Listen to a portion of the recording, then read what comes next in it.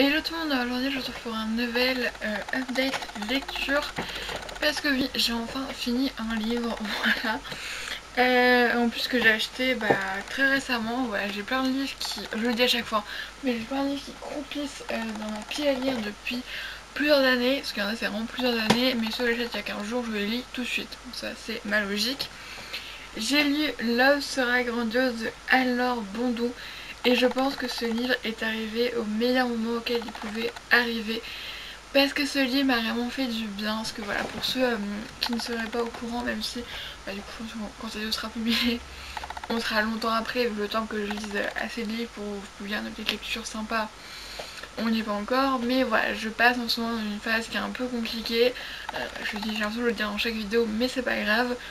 Et vraiment ce livre m'a vraiment fait du bien. D'ailleurs je l'ai acheté et je l'ai lu justement avec son titre Love sera grandiose. Et je sais pas, je me suis dit j'avais envie de le lire. Donc on a Nin et Titania. Donc Titania c'est la mère de Nin.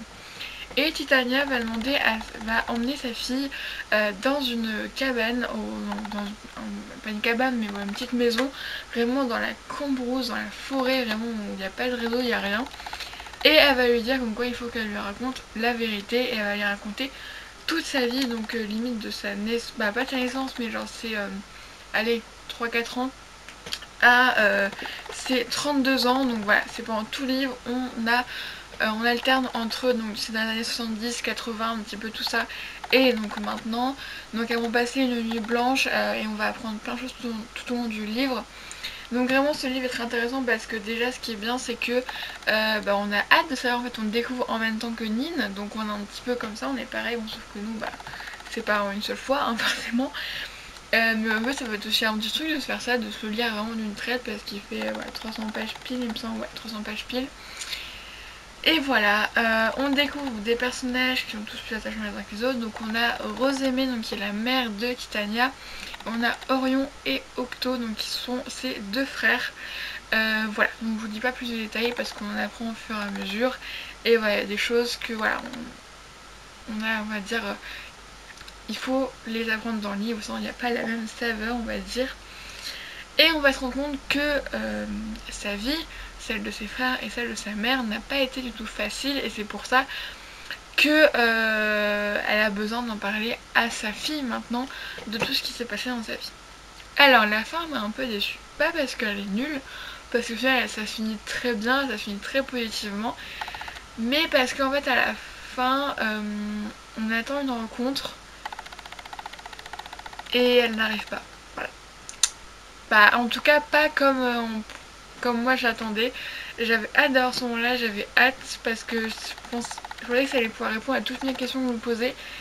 Et là le livre se finit, tu fais ah. Donc le petit moins on va dire, mais vraiment ce livre a vraiment été génial et je sais que beaucoup de gens l'ont aimé et je comprends à son pourquoi parce que vraiment au top. Je le mettrai pas dans mes coups de cœur mais vraiment c'est un livre qui fait vraiment beaucoup de bien. Alors les sujets traités sont assez difficiles, voilà, parce qu'on traite de plein de choses qui sont malheureusement la réalité de la vie, mais voilà, surtout on parle de plein de choses qui se passent dans les années 80 qui sont la réalité de ces années là, même Rosémée, ouais, c'est plus dans les années 60-70. Donc voilà, bref. Et il y a le passé et le présent qui s'entrechoquent, voilà, parce que tout est lié, et quand je regarde à la fin, il y a plein de trucs, mais oui, tout est lié. Et vraiment, un très très bon livre que je vous conseille vivement. Et ensuite, je vais enchaîner avec un autre livre que j'ai acheté il y a 15 jours, Killing November de Adriana Mater, je sais pas. Donc chez Pocket Jeunesse, c'est un livre, je pense que peut-être vous avez entendu parler, vu qu'ils ont contacté beaucoup, en tout cas je sais qu'il y a Elise sur YouTube qui a été contactée pour parler de Killing November. Donc alors, ça va dans une académie secrète où elle est un peu spéciale quand même, parce qu'il y a des coups d'empoisonnement, des lancers de couteau, des vols en tout genre. Les élèves sont formés au métier d'assassins, d'espions, d'escrocs. Voilà. Et donc November Hadley va y aller et voilà, on va vivre un peu sa vie, un peu tout ce qui se passe. Donc j'ai hâte de découvrir ce livre parce que je pense qu'il va être très haletant et très sympathique. Et ça va me rappeler un petit peu Night School, qui d'ailleurs j'ai toujours pas lu le tome 5. Mais je pense que pour le tome 5, il faudra que je relise tous les livres, hein, parce que là, au bout d'un moment, ouais, je me souviens de plus rien, je sais même plus ce qui se passe, je sais plus, bref. Et aussi, Elise a dit que ça lui faisait penser beaucoup à Elite, au niveau un peu les classes, tout ça, donc ça peut que me plaire, voilà.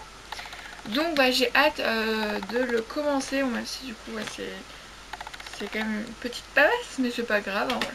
Bon après en même temps, je dis ça, mais il faut aussi que j'ai mes lectures pour le bac. Donc au final j'ai peut-être plutôt privilégié, ensemble je lis Le Mariage de Figaro et après je vais lire Les Bonnes de Jean Genet.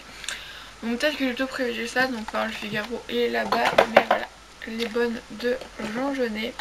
Bon ça je sais il est assez court, mais bon, il fait 100 pages, mais voilà. Je sais pas, mais en ce moment j'ai vraiment envie de relire. Je trouve que c'est un moment où j'arrive à me reposer pour lire. Parce que pendant les vacances, j'ai pas du tout lu, vraiment pas du tout, parce que bah, justement, c'est le moment où mes crises et ma déprime est arrivée, donc c'est vrai que voilà.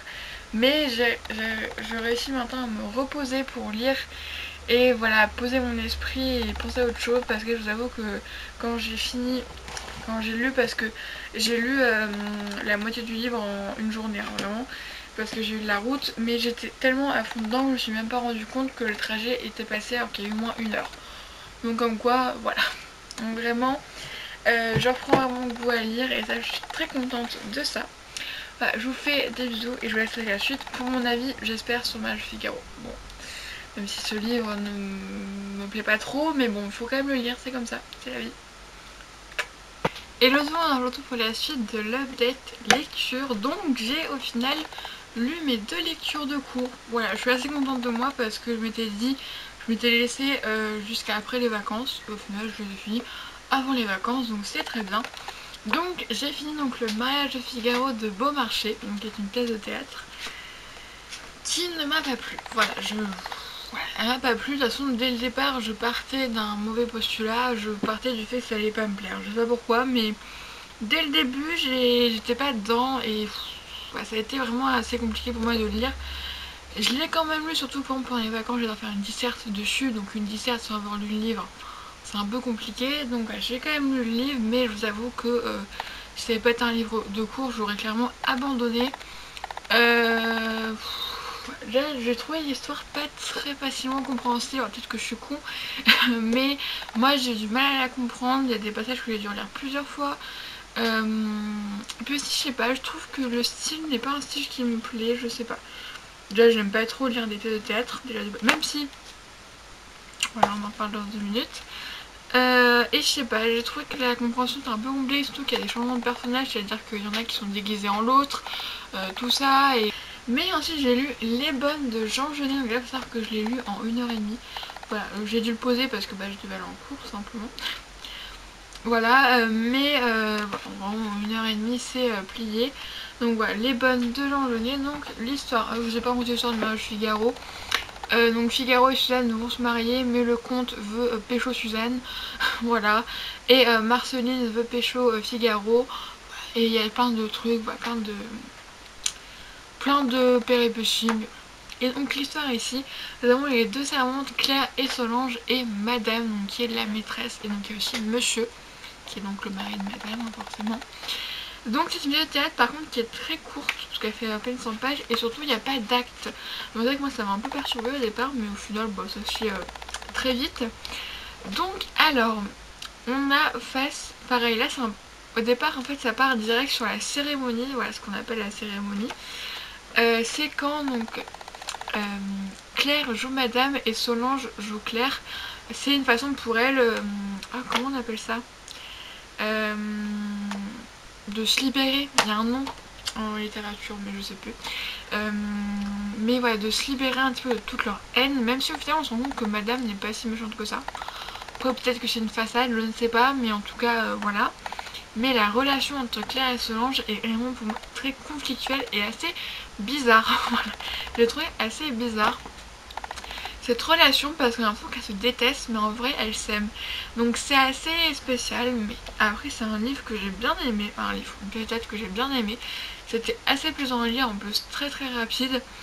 Et franchement j'ai pas aimé. Après c'est vrai que c'est assez bizarre vu que la relation est elle-même très bizarre. Mais même l'intrigue est quand même assez cool et bon, la fin, même si ma prof de français nous avait dit comment ça finissait, mais même en fait j'avais oublié entre temps donc voilà. Mais franchement la fin est très surprenante.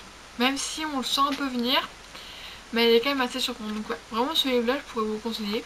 Donc voilà. Et ensuite je l'ai déjà commencé, vu que tout à l'heure j'étais dans une salle d'attente. Voilà, je suis à la page 50. C'est Ne t'attache pas de Morgane Bickel. Donc on a Alexis, 16 ans, qui mène une vie rangée. Ce n'est pas le cas de son voisin, le séduisant et ténébreux Jérémy, qui ne vit que pour le risque et ne tarde pas à l'entrer dans les défis les plus insensés. Mais quel avenir y a-t-il pour une relation placée sous le signe de l'adrénaline et vouée à la clandestinité? Donc c'est l'auteur de Fun Play, donc vous en ai parlé ou pas, mais en tout cas Fun Play c'était un livre qui m'avait beaucoup plu. Oula, je suis quand même flou.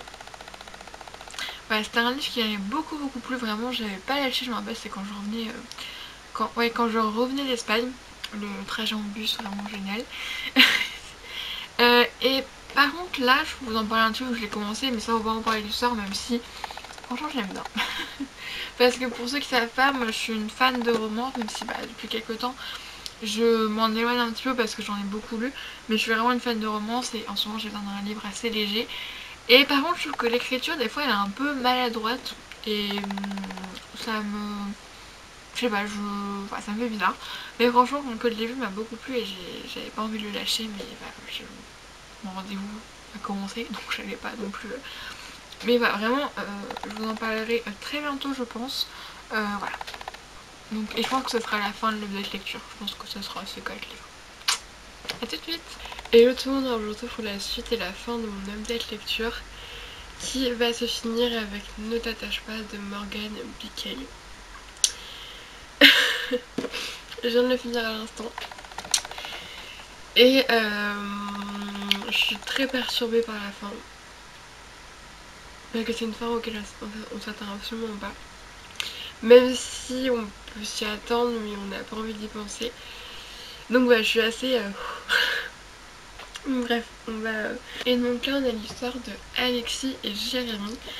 Donc ils sont voisins et un soir où leurs deux parents, ou leurs 4 parents du coup, leurs 4 parents vont sortir en train, qui se connaissent, ils vont passer une soirée ensemble pour éviter qu'ils soient seuls. Et il va en découdre pas mal de choses. Ouais, bon, je pense que vous pouvez noter que c'est une histoire d'amour. Même si au final elle arrive vraiment, elle est vraiment assez courte dans l'histoire en fait. Alors au départ j'ai un moment où j'adorais vraiment le début de l'histoire, j'étais vraiment à fond dedans. Après Jérémy en fait avait un comportement qui était très toxique avec Alexis et je me suis dit si ça continue comme ça va donner vraiment un mauvais exemple. Parce que voilà, c'est à dire quand un mec te gueule dessus pour te forcer à faire quelque chose que t'as pas envie, ouais, qui dit limite tu fais pas, genre tu m'aimes pas ou des trucs comme ça, il y a un problème et sauf que Alexis l'acceptait. Et je voulais pas que puisque en plus voilà, là, moi je l'ai eu chez Nose, mais c'est un livre qui est vendu à Cultura partout, et je voulais pas que les filles pense que c'est normal de se faire traiter comme ça, ou que c'est absolument pas normal. Dans aucun cas on a le droit de se faire traiter comme ça. Voilà. Mais au final, ce personnage change et on apprend des choses sur son passé. D'ailleurs j'aurais beaucoup aimé qu'il y ait son point de vue. J'aurais adoré. Je pense que ça aurait pu être assez intéressant parce que c'est une personne qui cache beaucoup de choses sombres, assez sombres. Et voilà, et la fin on s'y attend pas, on est comme Alexis. C'est une fin qui est très triste, qui m'a foutu un coup, vraiment parce que j'attendais une happy end et... même, oui, dans un sens ça peut être un petit peu joyeux parce que la dernière phrase est très jolie. Mais voilà, concrètement c'est pas la fin qu'on voudrait qu'il y ait. Mais au moins ça permet de se rendre compte que faut profiter de tous les gens qui sont avec nous. Et surtout que faut pas jouer avec la mort, faut pas jouer avec tout ça. Et que la vie ne tient qu'à un fil et voilà, c'est pas bon de provoquer la mort, vraiment pas. C'est pas un jeu et ce livre nous l'apprend bien. Comment ce livre,